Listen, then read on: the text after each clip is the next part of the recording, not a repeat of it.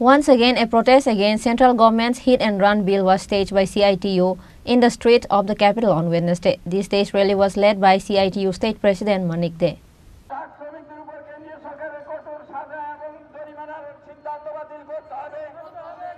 On this day, the protest left the office land and went through various streets of the city to hold a meeting at Orient Chomini. On this day's protest, CITU State President Manik De gave a few speech.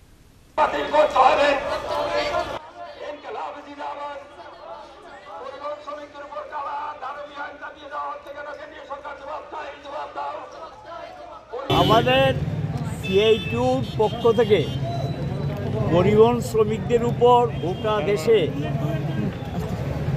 যেই একটা পরিস্থিতি তৈরি করেছে BJP নেতৃত্বাধীন কেন্দ্রীয় সরকার, এটা চলতে দেওয়া যায় না। এবং বিশেষ করে ভারতবর্ষে ব্রিটিশ শাসিত ভারতবর্ষে একটা আইন ছিল, এই আইনটাকে তারা সময়ে সময়ে পরিবর্তন করেছেন। 1988 সালের একটা পূর্ণাঙ্গ আইন পরিণত করেছিলেন। এটা অ্যামেন্ডমেন্ট করার পর 2019-এ আবার অ্যামেন্ডমেন্ট করেছেন। 2022-এ গিয়ে এটা 2019-এ যে আইনটা করেছেন, 2022-এ গিয়ে একটা রুলস জারি করেছেন, যেটা ভয়ঙ্কর বিপজ্জনক।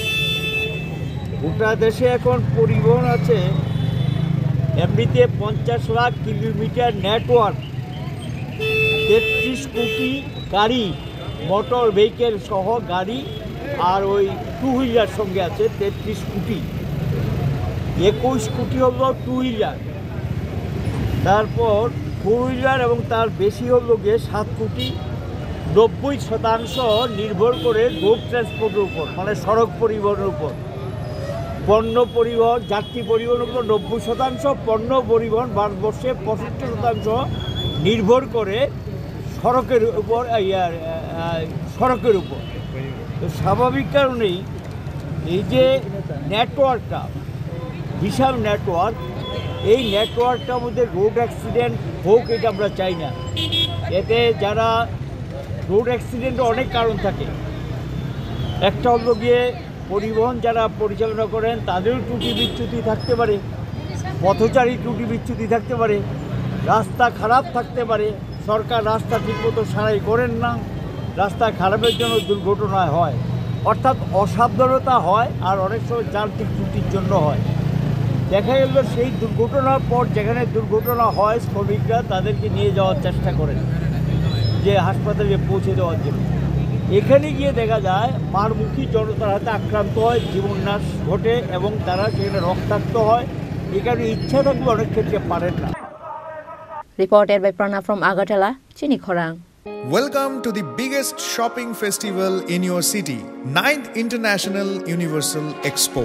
প্রথম 8 বছর ব্যাপক সাড়া জাগানোর পর এবছর ইউনিভার্সাল অ্যাডভার্টাইজিং এর উদ্যোগে এবং অল ত্রিপুরা মার্চেন্ট অ্যাসোসিয়েশনের সহযোগিতায় আগরতলা চিলড্রেন্স পার্কে এই এক্সপো চলবে 5 জানুয়ারি থেকে 23 জানুয়ারি 2024 পর্যন্ত, রোজ দুপুর 12টা থেকে রাত্রি 9টা অবধি, যেখানে আপনি পাবেন থাইল্যান্ড, আফগানিস্তান, টার্কি, বাংলাদেশ সহ ভারতবর্ষের বিভিন্ন রাজ্যের নানা আকর্ষণীয় এবং আনকমন সামগ্রী। থাকছে বিশাল ফুড কোর্ট এবং প্রতিদিন জমজমাট কালচারাল ইভেন্টস।